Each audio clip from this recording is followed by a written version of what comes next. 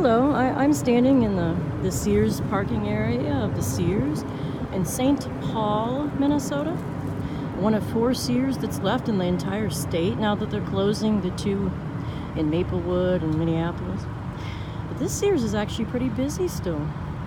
This isn't one of the really failing Sears that you hear about. I mean, look at this parking lot and all these cars. And then there's also cars over here. And there's also some people parked way over here. But I mean, it's not terribly busy, but it's not dead. It's not dead like a lot of the Sears in the mall, but this is a standalone Sears. See?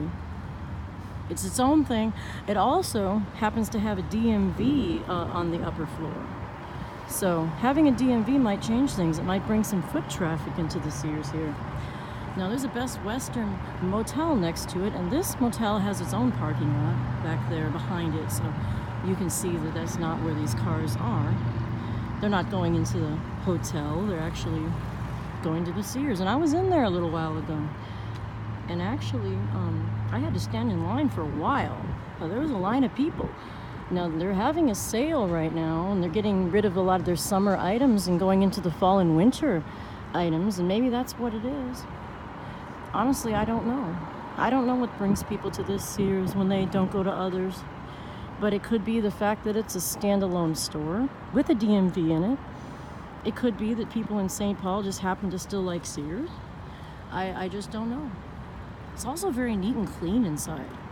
This Sears isn't like falling apart. It's not a mess. There is not stuff thrown all over the place or clothes on the floor. It's actually very well put together.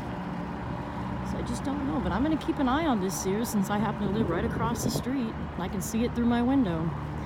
And I'm going to let you know if anything changes. I'll document it, and then if it ever does close or anything does happen, which I hope it doesn't, but if it does, I'll let you know.